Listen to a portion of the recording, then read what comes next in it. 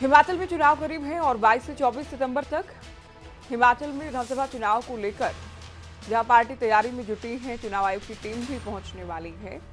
प्रदेश का पहला दौरा इस बार के चुनाव को लेकर विधानसभा चुनाव के मद्देनजर केंद्रीय चुनाव आयोग की टीम 22 से लेकर 24 सितंबर तक शिमला का दौरा करने वाली है। तैयारियों का जायजा लिया जाएगा।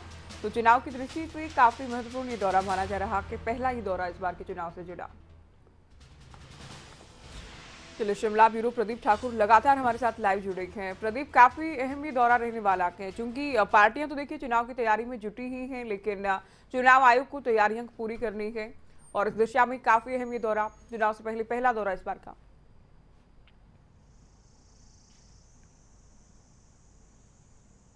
बिल्कुल, देखिए चुनाव से पहले ये जो केंद्रीय निर्वाचन आयोग है उनके सदस्यों का पहला दौरा होगा। उनका दल एक हिमाचल आने वाला है। 22 से लेकर 24 सितंबर तक 3 दिन तक हिमाचल में रहेगा, क्योंकि अभी अगर बात करें तो विधानसभा के चुनाव 2 राज्यों में होने हैं, गुजरात और हिमाचल।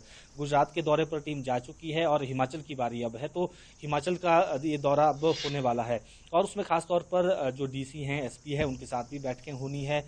जो राज्य निर्वाचन अधिकारी है उनके साथ भी बैठक की जानी है। इसके साथ साथ जो जिम्मेदार अधिकारी हैं, मुख्य सचिव हैं, बाकी जो अधिकारी हैं, उनके साथ भी बैठकें यहाँ पर की जाएगी। तैयारियों को लेकर पूरा जायजा लिया जाएगा और जो निर्वाचन विभाग है उसने क्या अब तक तैयारियां की है और खासतौर पर जो फोकस रहता है इस दौरान वो मतदाता सूचियों के पुनरीक्षण को लेकर रहता है। उनका कितना अब तक पुनरीक्षण हो चुका है, तो 1 अक्टूबर तक, क्योंकि अभी भी वोटिंग लिस्ट जो है वो बननी है और पहली बार ये व्यवस्था की गई है कि 1 अक्टूबर तक जो 18 साल के होंगे उनको भी वोटर लिस्ट में शामिल किया जाएगा। न्यू वोटर्स वो माने जाएंगे और उनके लिए विशेष व्यवस्था भी रहेगी। इसके साथ साथ बाकी भी जो अपंग वोटर्स हैं और बाकी उम्रदराज वोटर्स हैं उनके लिए क्या क्या व्यवस्था की गई है। संवेदनशील, अति संवेदनशील जो मतदाता केंद्र है वहां पर सुरक्षा को लेकर क्या व्यवस्था रहेगी। इसके साथ साथ क्योंकि जब चुनाव होंगे तो उसके लिए बाहर से भी सुरक्षा अधिकारी आएंगे, सुरक्षा से जुड़े लोग आएंगे, उसमें पुलिस आएगी, पड़ोसी राज्यों की पुलिस भी आती है और रिजर्व फोर्सेस भी आती हैं। तो कितनी ज़रूरत है, ये तमाम चीज़ें इस बैठक के दौरान यहाँ पर रहेंगी और हम मान सकते हैं कि जब ये दौरा करके वापस लौटेंगे और दिल्ली पहुंचेंगे तो उसके बाद जब उन्हें लगेगा कि अब हम चुनाव के लिए पूरी तरह से तैयार हैं, तो फिर उसके बाद आदर्श चुनाव आचार संहिता की कभी भी लगाई जा सकती है। चुनाव की बिल्कुल प्रदीप, क्योंकि देखिए आप भी बताते हैं कई बार कि जो हिमाचल का मौसम है, अब भौगोलिक परिस्थितियां हैं, नवंबर की पहली पखवाड़ी तक ही चुनाव पूरे करा लिए जाते हैं, तो क्या मानकर चलें कि बहुत जल्द ऐलान संभव है, जल्द ही काउंटडाउन शुरू हो जाएगा?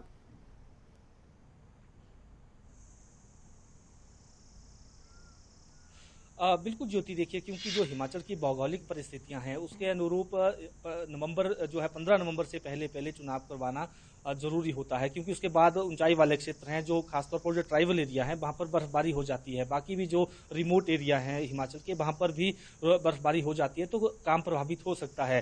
पूर्व का भी जो अनुभव रहा है उसमें जैसे पिछली बार की अगर हम 2017 की बात करें तो 10 अक्टूबर को चुनाव की घोषणा हुई है, उसी दिन से आचार संहिता लगी और 9 नवंबर को वोटिंग हो गई थी। तो ऐसे में इस बार भी हम इन्हीं डेट्स को आसपास मानकर चलते हैं। हालांकि जो चुनाव आयोग है, जो राज्य निर्वाचन विभाग है, उनकी तरफ से 10 अक्टूबर तक का समय मांगा गया है कि मतदाता सूची का फाइनल प्रकाशन करना है।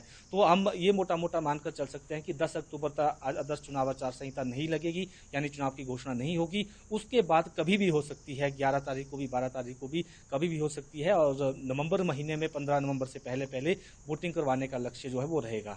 जी, बहुत शुक्रिया प्रदीप, ये पूरी जानकारी आपने दी।